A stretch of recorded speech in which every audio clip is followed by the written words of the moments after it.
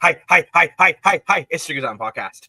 It is I, Jacob Moore, the critically acclaimed and self-proclaimed sports analyst, joined by Lane, Dashing Dashko, and Mr. Moore for your money. Woo! Too bad Winnipeg can't get anything for their money. In front of the crowd, they completely Amber Hearded that game. Wow, I did not expect that. I did expect a high-scoring game. I did say Vernon Adams was going to crush the competition, but I didn't think it was going to be crushed that much. Wow.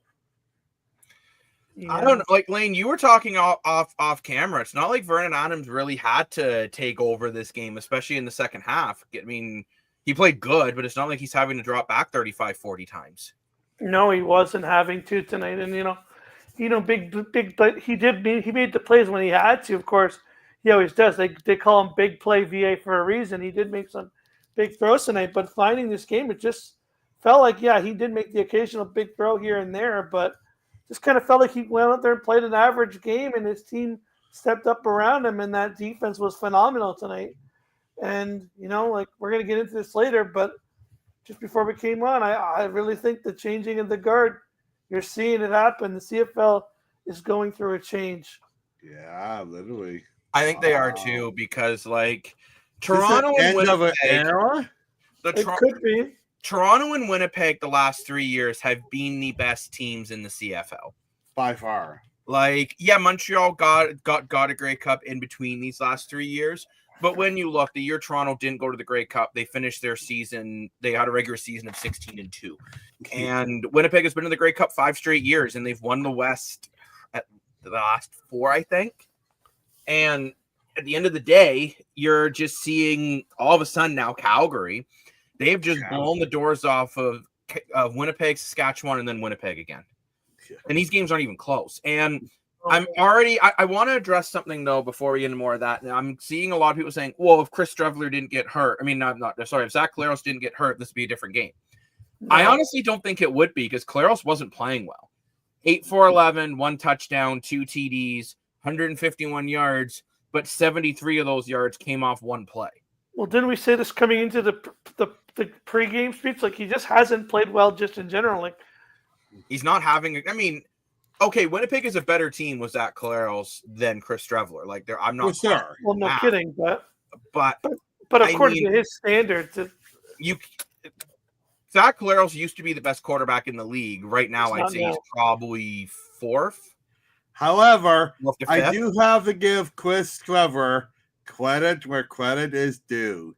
He did do something incredible tonight. He did fall for over 50 yards, which Trey Ford did not do in a full game. And Streveler did that in only half a game.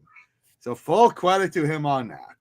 Yeah, Trevor finished 16 for 25, 136, 1 touchdown, 2 interceptions. He even hit 100. Now, whoa! Streveler, I do want to say the first interception he threw, I don't think it's a bad throw. I think it's great defense. Yeah. The second one was brutal. What? The only players there were from Calgary. And you're seeing now, though, what a difference makes between having a good quarterback and a franchise quarterback. I think right now Zach Collaros is a good quarterback, but not a franchise. You look at VA, every time they needed a big play, he just made it. I look at the final touchdown pass where he's in the pocket, does a 360 spin to get out of pressure. Oh, that was crazy. And it's just you're not seeing that from a lot of honestly, no one's doing that this year except Vernon Adams Jr. Oh. Do you know what VA would be great at?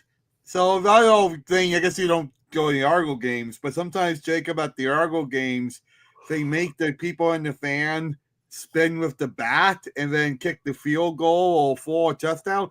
VA can literally prove that he can spin with the bat. Make himself dizzy, because after the 360 spin, then he threw it 50 yards. I'm like, what? How's it going, Mr. Cameron Coates? Whoa! To hear from your bud. Let's hope when we're back at BMO Field, we get a better result. Let's hope. Wow. Oh, but if you're Winnipeg here, you're just embarrassed. I think you're embarrassed because your DNA, as Leaf fans love to talk about, on this team is Kendrick Lamar, and especially not like us. Line. and you lost the line of scrimmage so bad this game it hurt. Yeah. Like you look at it, Dedrick Mills, 13 carries, 70 yards, averaging 5.4 yards per carry. And then you have their buckle up for Nick Arbuckle. Yeah. doing 59 yards on 7 carries for 4.8 yards. And so probably a ride you don't want to go on at this point. Buckle up. I hope Chad Kelly's back next week, but I still think it's a 50. I love Nick Arbuckle. I never met the guy, but he seems like the nicest dude on the face of the earth. But Jacob's way, this is why he's never been a starter quarterback, He you know. should just work on a unfortunately with Arbuckle, we saw it this week against Montreal. He can make a lot of good plays, but his mistakes are just, oh my gosh. It's like if you make a beautiful dinner and the appetizer is brilliant, the dessert's brilliant, the drinks are perfect, the table's set up really nice, and then the steak sucks. That's basically what Nick Arbuckle has been this year. He does a lot of good things, but he makes that one critical error. And the one critical error has been costing them the game. He's not game against Montreal. I can't say he made a lot of mistakes. But the one big mistake he made, which was the fumble, cost them the game. It's like when you order the steak well done, right, Jacob? Yeah, never order the steak well done. Yeah. You know this now. I do. But I think we can all agree Calgary is the best team in the CFL right now. Oh, I don't think it's even a question. No. I want to ask you guys, because my power rankings will come out later, early next week. We'll play out the whole weekend first. We still got games going on tomorrow and Sunday. Calm down. Okay. Where are you ranking Winnipeg roughly right now? Like, are they an A tier, B tier, or C tier? B. Oh, I don't know about that. I would say B. I'm gonna say C. Yeah. The way that the last 2 games that you've been, Jacob, do you have your rankings just so we can see where can you pop them up on the screen like the ones that we use? I can if you give me uno momento. Yeah, like this. You gotta like to see them so where I can put them. You gotta give some credit to history. You still got the coach and the quarterback, and Willie Jefferson and Brady Oliveira and Nick Dempsey. These guys got you 5 Grey Cups. I mean, you gotta give them some type of respect and credit. Yeah, but they're not playing good. They can still get it done this year. Yeah, but that's like saying, but if the Leafs are 0-32 when the season starts, I don't care if they got John Tavares, Austin Matthews. They're not performing. Yeah, true. Yeah. They just need to go to the Pink Pony Club. I heard that song on the radio. Oh, no, it's all I hear right now. I just cringe. Oh. It's Lane's favorite song. No, it's really? No. I was going to say, what? I mean, it's an okay song, but your favorite, bro? No. The real ones know my favorite song. Real one? No, that's all my real friends know what my favorite song is. Ah. YMCA? No. No, it's by the back. It's that song. Everybody. Oh yes. Backstreet Boys are back. Hey.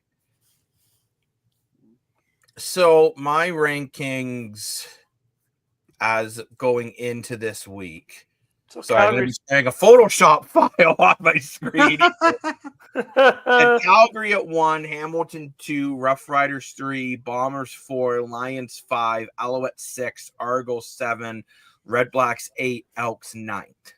Yeah, I would put Montreal above them. Yeah. Yeah, I would put Montreal above. I was just going to say the same thing. I think they go right above Toronto. Yeah. Yeah, I agree with that. You put Calgary keep. I mean, unless Hamilton loses, they might move down one. The only it's kind of weird to look at this list without playing the full week. But Dan, I know. I'm just saying hypothetically, so calm down, relax. I'm just saying right now. So brewskis. So the way we're sitting right now would be Calgary 1, Hamilton 2 going into their game. Just ask you on 3 because I know that we can't touch those games yet. Would it be C4 or would you put Montreal 4 now?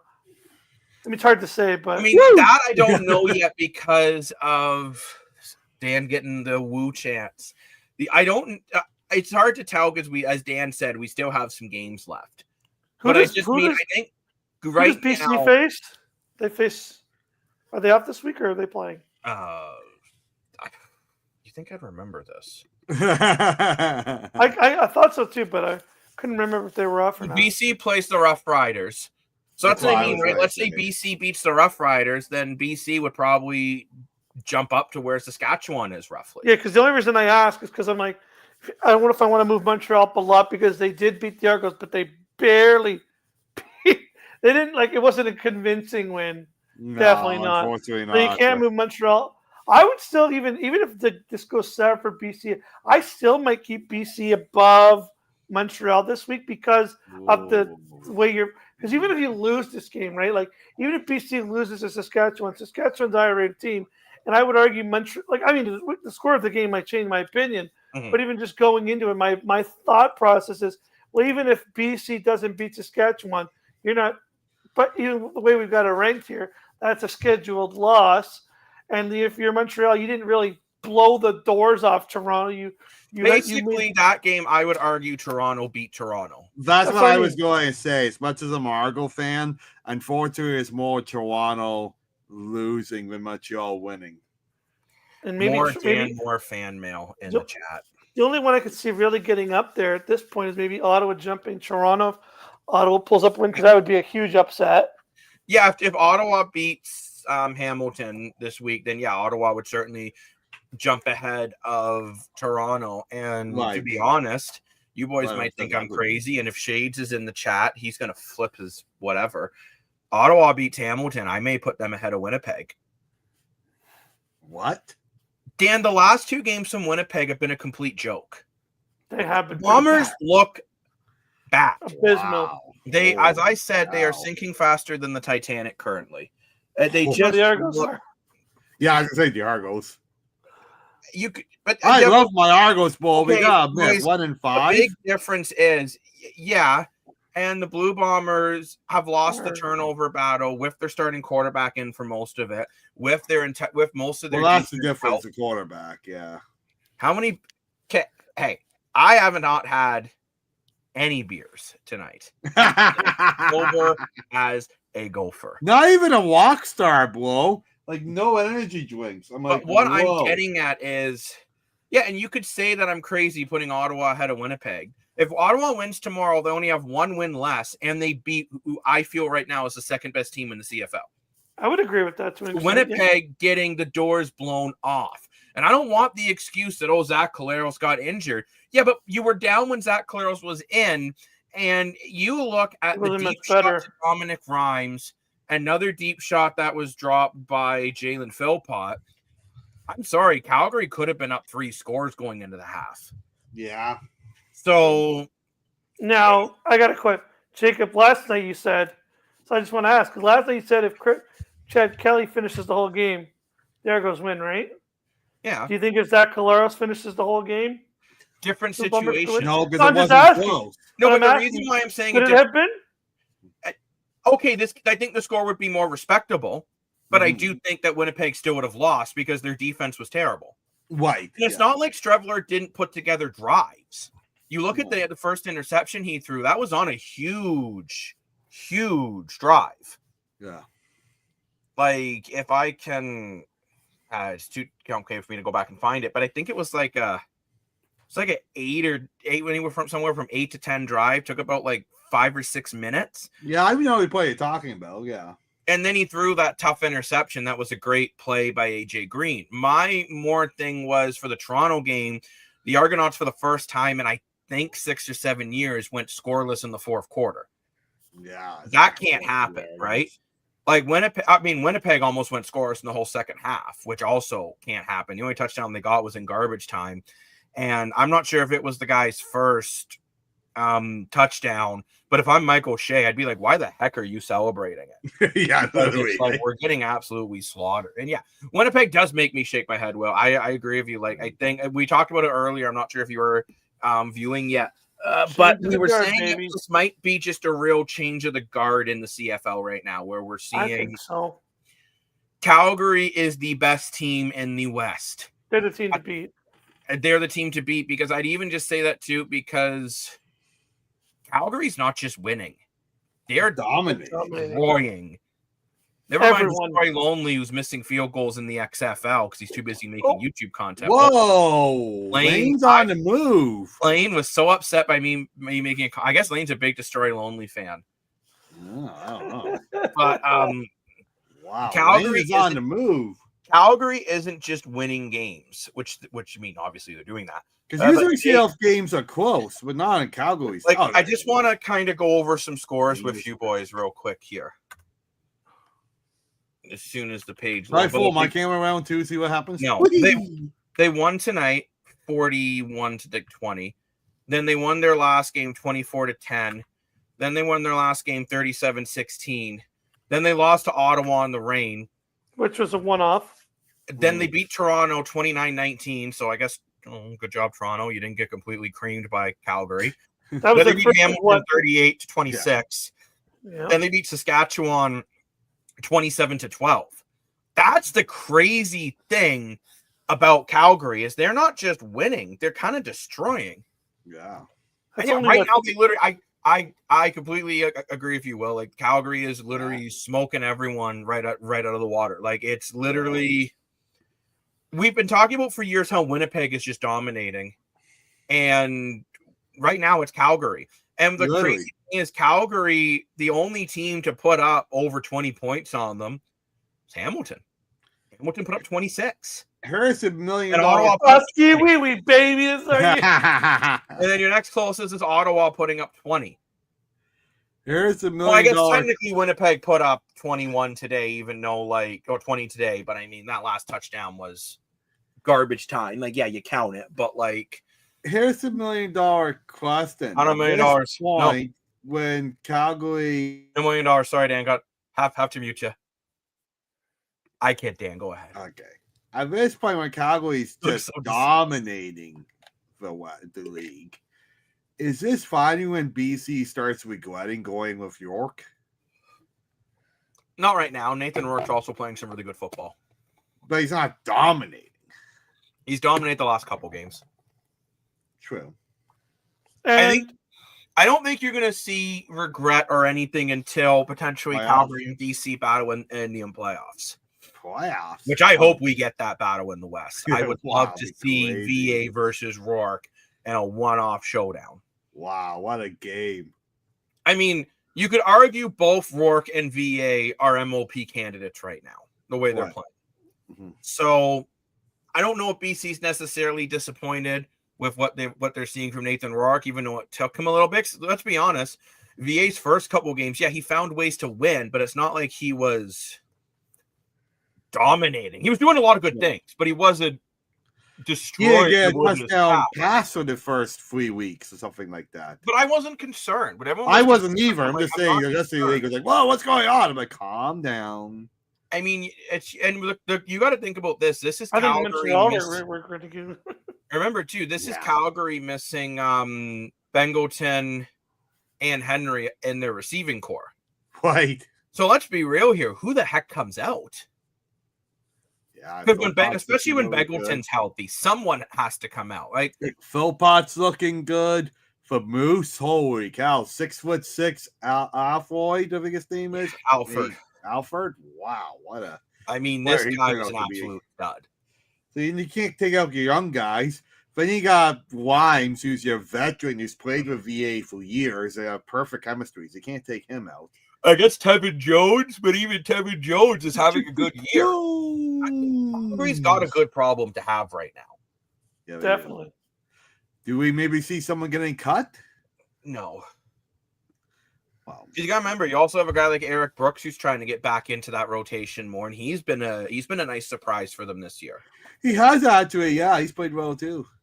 And man, Mr. Webb on Calgary. Like he was the one I desperately wanted Toronto to get in the offseason. I remember you were saying that. And I kept saying the Argos need to get Damon Webb. They need to get Damon Webb. They need to get Damon Webb. The Ottawa Red Blacks would be literally insane if they let this guy walk.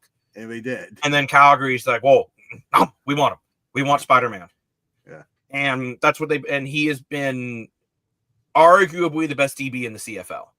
I didn't have him in my top 10 players list from this week.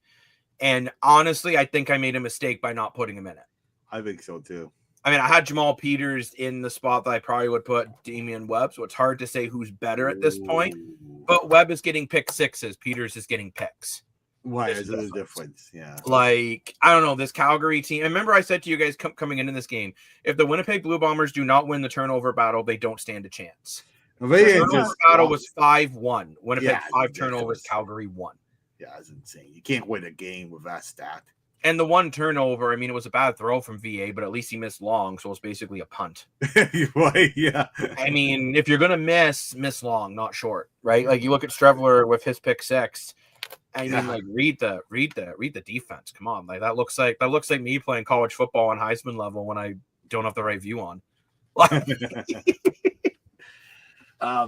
Go Ball State, they're my team that I've been rebuilding, but I don't know.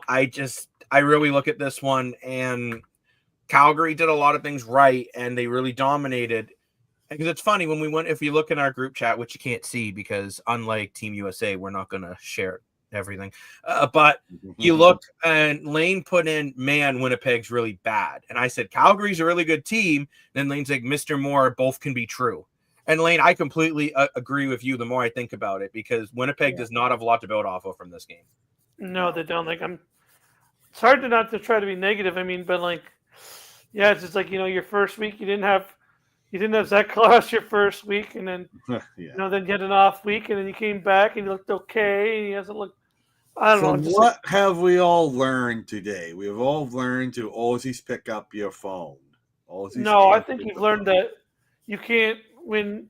You can't expect teams that have gone to 5 or 6 straight Grey Cups and all these playoff games and not rebuild and not add things. Yeah, I think that's what you've learned. I think you've learned that you've put this team together. Winnipeg has been the same team now for 4 or 5 years now, pretty much, outside of a few things. But a lot of these pieces have been there for the last 4 or 5 years.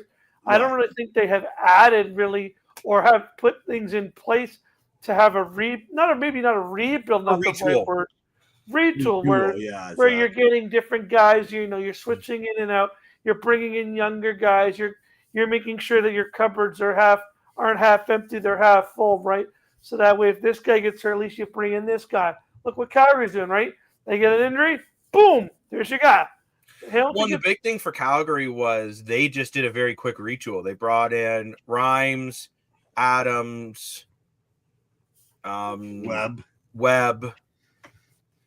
There's a couple other guys that I'm just Flo, and Tevin Jones. Yeah. And then you know what? It's a quick retool, and they've done what the Elks have been trying desperately to do the last few seasons and have not had success. But I think the difference is coaching. Dave Dickinson, like him or lump him, he's a veteran coach in this league, and you give him the right pieces, he'll put together a good product on the field. I'll be honest, I was wrong. No, please lie to me. I was sitting here on our preseason show way back in the day. Good episode if you want to watch back. But anyway, I was sitting here not quite relevant anymore. Yeah, I know. I was sitting here saying if they said fire Dickinson since they got all these new players, and Dickinson has really, let's be honest, last year only got 4 wins. He sucked as a coach. Now they already have 5. Time is up. You look at guys like where are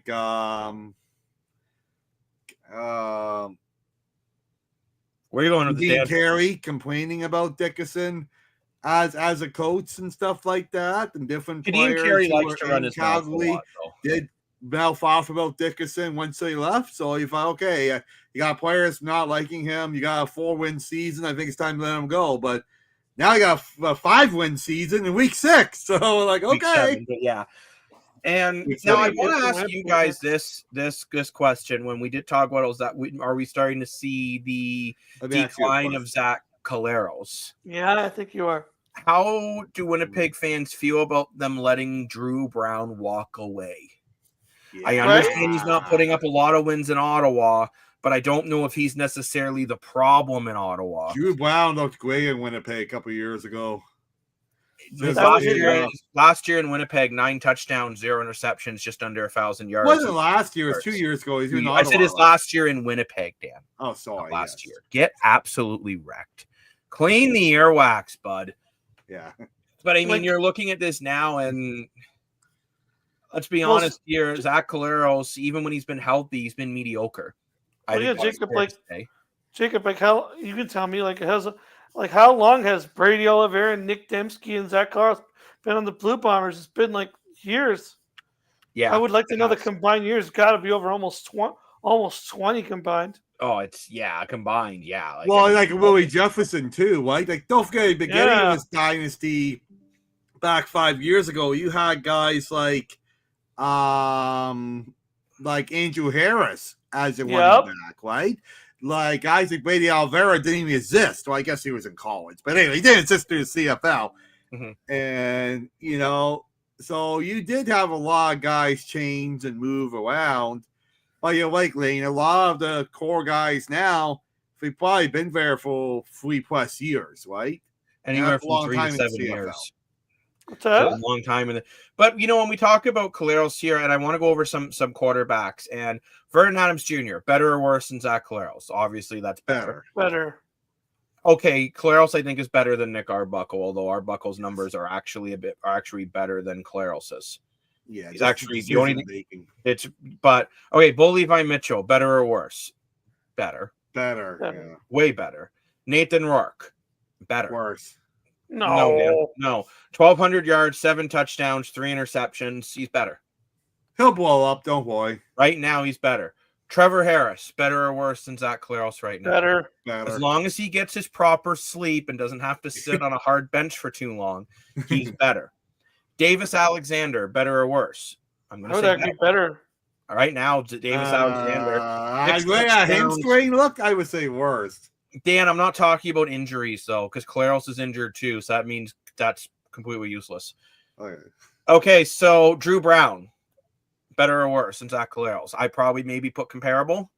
Worse. Why? 5 touchdowns to 2 TDs, over 1,000 yards in just 3 games. Here's his backup, Will. Doesn't matter. Austin Matthews was at one point in college when Alexander Daigle was the first overall pick. Matthews was still in diapers. Does that mean Alexander Daigle's a better player than Austin Matthews? Yes. No. You're an idiot. No. What does Austin Matthews win? Nothing. What does Alexander Daigle win? Absolutely nothing. He's won the Rocket Rashard Matthews. Yeah, he won. Okay, so actually, you know what? Now that I'm breaking this down, Collaros right now is a tier 3 quarterback in this league. Oh, come on.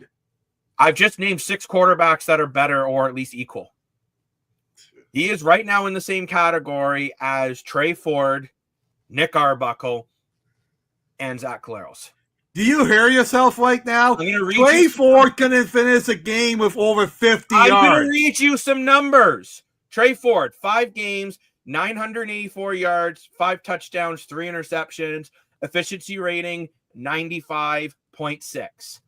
Zach Collaros, 4 games, 952 yards, 7 touchdowns, 6 interceptions, efficiency rating of 97.6. Nick Arbuckle, 1,600 yards, 1,691 yards, 9 touchdowns, 8 interceptions, efficient rating 93.6.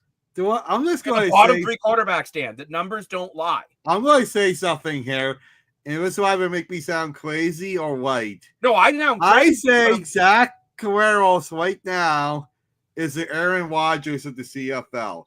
He has a really big history. He's played really well. He's done all these things, but at the moment, he's not the best. No, I would compare him more to, oh my gosh, Joe Flacco.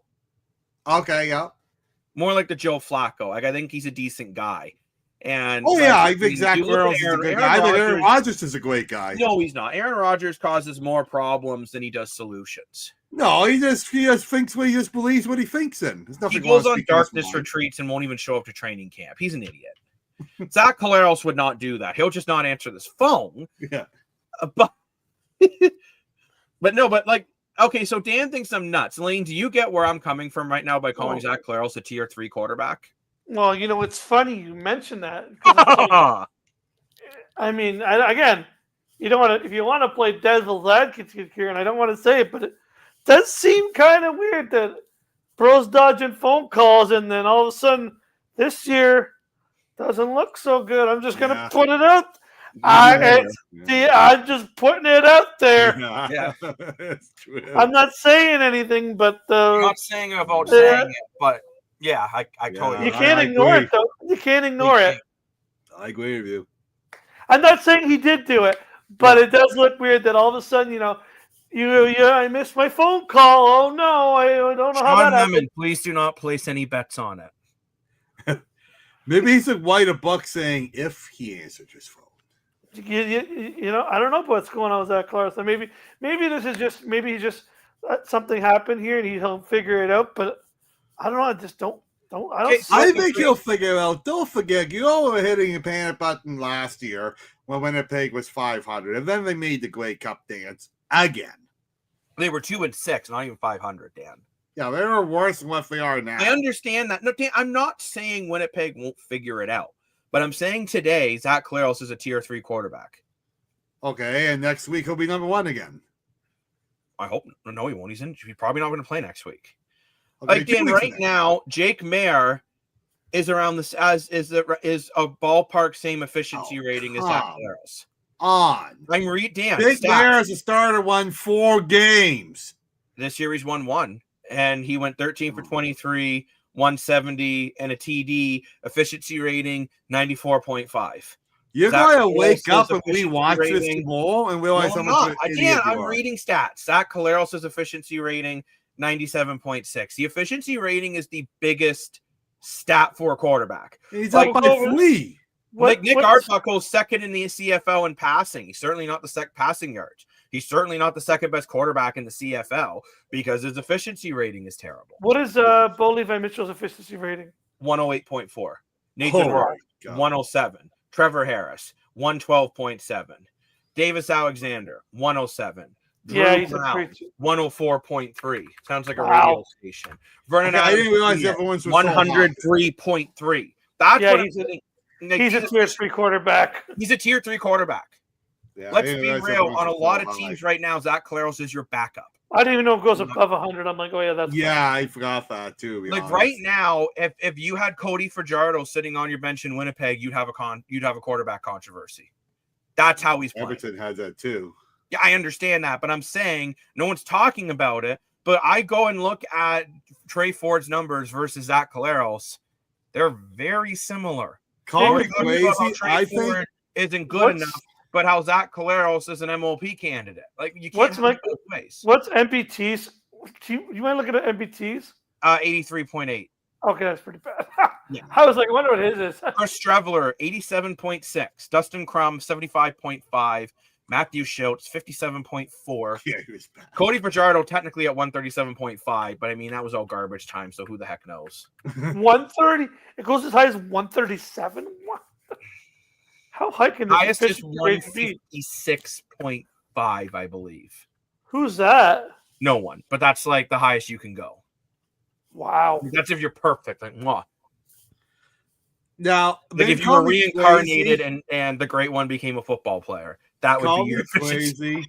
Well, I'm actually excited about next week's game of Edmonton versus Saskatchewan. Oh, 100%. Because Saskatchewan can tie up with Calgary if they win. Well, we don't know, Dan. Saskatchewan still has to win this tomorrow. Well, and right now, I think BC. I think that's a winnable game for BC. I don't. I do. Saskatchewan's. I do. I mean, Saskatchewan just got embarrassed, so I think they're going to come ready to play. But then again, I thought Winnipeg would come ready to play. I'll challenge you to a rivalry in the new updated Streakers app, Jacob and Lane. Do it. Yeah, I want those points. But all I'm saying is, right now, Winnipeg. Who knows how long Zach Claros is out? And as much as I said Zach Claros is a tier 3 quarterback, Chris Streveler is definitely a backup. So, yeah, I mean, on some teams, Chris Streveler is a third string. Mm-hmm. So, like, if you go to Saskatchewan, he'd be your third string quarterback, and maybe he might even be cut. Right. As a guy like Tommy Stevens. So, I mean, like, you're in a tough spot if you're Winnipeg. Your defense isn't playing that well. Oliveira is having an off year so far. Not when I say that. Yeah, a couple big plays tonight. Not enough. Oliveira, even after tonight, his numbers are currently 178 rushing yards, averaging 5.9 yards per carry. It's okay.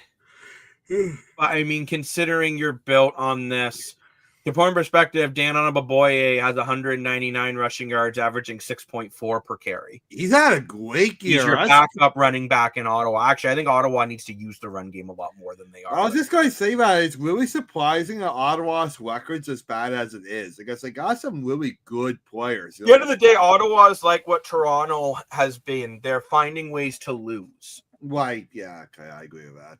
But I don't know. It's going to be Winnipeg now. So now if they tie Calgary for first in the West, Calgary would win because they won the season series. Right. Just as an FYI to you boys and girls, to you boys on the panel and everyone else watching. Mm-hmm. Now Winnipeg, now the next important thing is Winnipeg's got to win the season series against Saskatchewan, or at least win the point differential. Right. That's going to be tough. Because I think they play Saskatchewan 3 times. I would think so. Let me check. Because you got the Banjo Bowl. And you have Labor Day, obviously. Right, so there's 2 games right there. Yeah, they do. October 17th. Yeah. Yeah, they already have. And Winnipeg won. No, wait, no. Winnipeg has not played Saskatchewan yet. They played them on the 31st, 6th. In the 17th of October. In the 17th. So, yeah, Winnipeg. Really now, Winnipeg's got to win that season series. They'll win 2 of 3. Yeah, which is winning the season series. That's how. Which is tough against Saskatchewan. But they've always been good against it. The last few years, they've been good against Saskatchewan. Oh, for sure. They were also dominated Calgary. It's the first win Calgary got at Winnipeg in 8 years. Mm-hmm. So, I don't know. And to Lane's point, 8 years, that's even before this whole Zach Collaro's dominant 5-year thing. Lane? Yeah. Lane? Yeah. Lane? Hi. That was a bit odd. This is what happens when we do our shows at 12:22 in the morning here in Ontario. But no, I don't. Winnipeg now, they move on to play back-to-back games against Toronto, then Calgary, then Ottawa for their next 4. So in theory, hate to say this as an Argo fan, Winnipeg, if you're going to lose your starting quarterback, 3 out of 4 games are easy on paper. So this isn't a terrible time to lose them. However, I mean, let's be honest here. As much as Toronto is 1-5, they could easily be 3-2. Yeah. Because I do feel out of the 5 they've lost, 2 of them were very winnable. Yeah. Between the game against Montreal and the game against Saskatchewan. Both very winnable games if you're Toronto. So if you're Winnipeg, you're coming down a tough stretch here for a little bit, depending on how long Zach Collaros is out. Is there any news on Collaros's? I haven't seen anything. Have you boys? Let me look it up. Lovely. Lane, if anyone would know, it'll be Lane. He's so good at researching and finding stuff. Holy cow. He keeps us going on the island. Let's see what they say about them. Oh, I see that he just exited. Possible concussion, Third Down Nation's report. Whoa, Jacob found it quicker than Lane. Wow, Jacob. So if Collaros does have a possible concussion, Bombers have dubbed it an upper body injury. Wow. So let's say it's a concussion theoretically. He's out at least 2 weeks. Yeah, it's not good. If not, I mean, he could be on the 6-game injured list. Right. Wow. Yeah, if he's on the 6-game, we won't know more until probably Monday. Argue every moon. Yeah. Drake. That's not good. That's really bad because let's say he goes on the 6-game injured list. And you're 3-2. You're 3-2. Now let's look at their next 6. Obviously, Toronto, Calgary, Ottawa, Montreal, Saskatchewan. You may not have him back until the Banjo Bowl. Wow.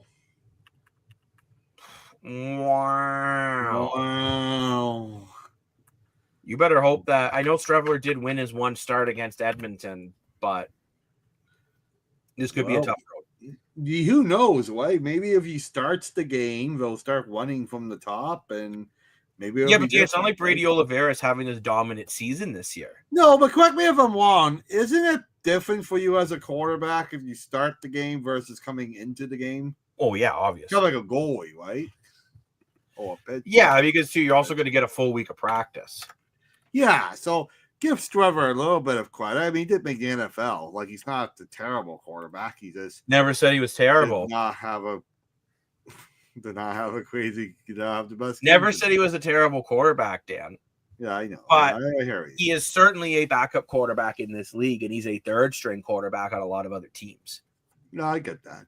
So tough road for Winnipeg. And like I said, I hate to see injuries to anyone. I think it's obviously, it sucks to see anyone go down. It was a clean hit that he got injured on. Did you boys see the hit? Yep. Yeah. Yeah, it was a clean hit. It was, yeah. There's no controversy about that one. Just I'm sure there will be anyways, but one place, one time. And you gotta give Hecker his old line too. He didn't have much protection in that play. Well, remember I said to you boys, it'll be interesting to see how this O-line does without Stanley Bryant in the line. That's a big piece too. What are you talking about? Right, and Stanley Bryant, the guy's a phenomenal player. He's a big dude. Just for anyone who hasn't seen the hit, here is the hit brought to you by TSN. TSN, not TNT. TSN. It's a clean hit. Yeah. It's a huge hit, but it's clean. He's at the point of no return when he hits him. Stands in the pocket to try to make a deep shot. Yeah, it's a clean hit. It's late. And then, of course, it's intercepted as well. Just to salt in the wound kind of thing. The icing on the cake. Dan loves cake, by the way. Cake! Yeah. But yeah, that's where we are right now in this one. Calgary improves to 5-1. Winnipeg falls to 3-2, so they now fall down to third in the West. And in the Wild West. BC, if they can find a way to pull off a win, they could be moving into third, and Winnipeg be moving down to fourth and looking at a crossover with two very important games against Toronto coming up. Right? That is the beautiful thing with the crossover. It certainly makes the Western games versus the Eastern teams more interesting. Oh, for sure it is. Burns would say. But quick notes here for Winnipeg fans to give something to be happy about. Maybe you're happy about it. Velarde did sign back with the Winnipeg Jets. I'm curious quickly on your guys' thoughts. I think it's a little overpaid. I was going to say that. I don't think the market right now. Yeah, I don't think it's outrageous for the market. He did come off a career best year. I would say he's worth more about 6.5 versus 7.5. But I mean, $1 million is Kyle Herrera. It could be like the Nylander signing, right? If he gets 80 points next year, taking Nikolai Ehlers' spot, playing with Mark Seifley, then 6.5 looks like a steal, right? So a little bit of a gamble, and 6 years, it's a little bit lengthy of a contract, but I don't think it's terrible. What do you think of that move, Lane? Yeah, it's a pretty good move. I agree. So there you go, Winnipeg. Be happy about that. Think out the positives. That's right. Also, too, I mean, another sellout crowd in Winnipeg. So big shout out to the Winnipeg fan base. I mean, 10 straight. Oh, and we gotta say too, what they did, though. Milt Stegall has had a very awesome. tough personal year, and what they have. I mean, I'm not surprised that they did what they did, considering he's a hero of Winnipeg, but was very well deserved, very well done in the city of Winnipeg. I give you a lot of props for that. That would make any grown man cry. He was a legend. He was an absolute legend in Winnipeg. He was basically the Terrell Owens of the CFL. He was that good. Mm-hmm. Like, I still remember watching him live when I was younger and not even fully understanding football, and being an Argo fan and Damon Allen days. I was like, holy cow, imagine if we had Damon Allen with Milt Stegall. Wow. It never happened, but it would have been incredible. But Milt Stegall, 100%. Amazing player, awesome human being. I honestly forget about his age, and he still looks gorgeous. So good on him. Never mind that. The man, he did a Winnipeg Blue Bombers training camp last year and participated in the drills. Yeah, like as a feature. He's 50, like he's still in shape. Is he like 50? Because unfortunately, like his son was like 55. 55 years old, Milt Stegall. So I will say it's great to see him back on the panel. Because unfortunately, his son was 21 when he passed away. But I mean, it's I'm very happy to see that he's back and the warm welcome he's got back from the entire CFL community.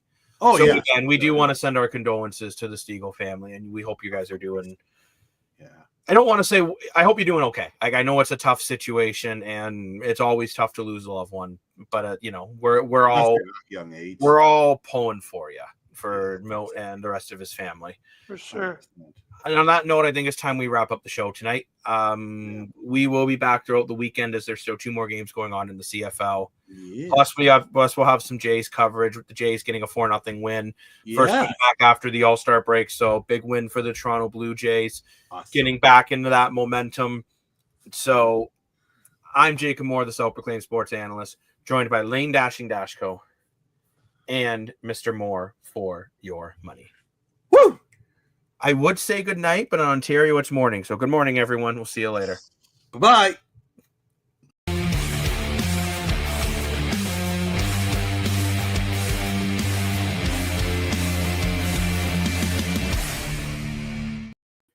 Katie.